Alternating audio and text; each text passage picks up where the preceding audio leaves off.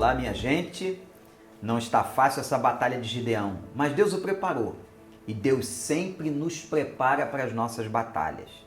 Ele já tinha vencido 120 mil inimigos. Depois, venceu mais 15 mil.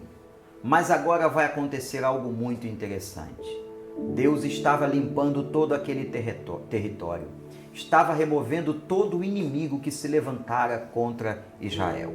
Capítulo 8, versículo 14, diz assim a palavra do Senhor. Ele capturou um jovem de Sucote e o interrogou, e o jovem escreveu para Gideão os nomes dos 77 líderes e autoridades da cidade. Gideão foi então a Sucote e disse aos homens de lá: aqui estão Zeba e Zalmuna, acerca dos quais vocês zombaram de mim, dizendo: ainda não estão em seu poder Zeba e Zalmuna? Por que deveríamos dar pão aos seus homens exaustos? Gideão prendeu os líderes da cidade de Sucote, castigando-os com espinhos e espinheiros do deserto.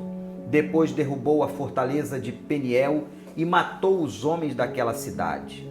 Então perguntou a Zeba e a Zalmuna: como eram os homens que vocês mataram em Tabor? Eram como você, responderam. Cada um tinha o porte de um príncipe. Gideão prosseguiu: aqueles homens eram meus irmãos, filhos de minha própria mãe.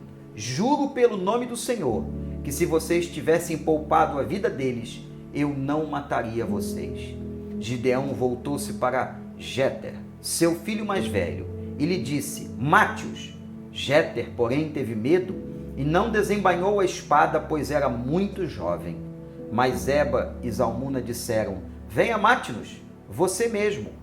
Isso exige coragem de homem. Então Gideão avançou e os matou, e tirou os enfeites do pescoço dos camelos deles. Gideão, aquele que se achava fraco, o menor da sua tribo, sua família era menor, ele era o menor da sua casa. Olha que homem valente e valoroso ele se tornou. Chama a sua atenção para aqueles que debocharam dele.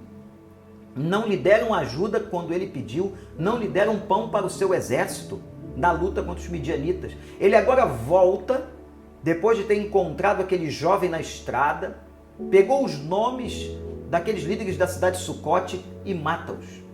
Não se deve nunca, anote isso, essa é a lição, zombar das coisas de Deus, dos servos de Deus, dos líderes de Deus. Não zombe, não profane o nome do Senhor e nem dos seus servos. O Senhor não gosta disso.